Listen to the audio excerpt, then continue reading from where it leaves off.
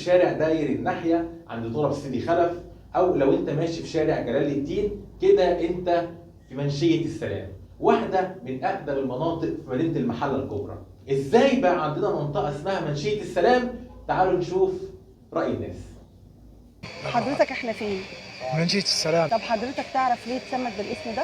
بصراحة اللي أنا أسمعه في مسجد هنا سمى باسم مسجد السلام، وبناء عليه سموها منشية السلام.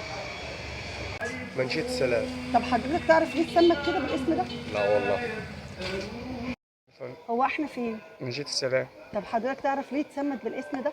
هي المنطقة دي اسمها منشية السلام، شارع عبد المنعم رياض، ده متسميها كده عشان عبد المنعم رياض. احنا فين؟ في منشية السلام طب حضرتك تعرف ليه اتسمت بالاسم ده؟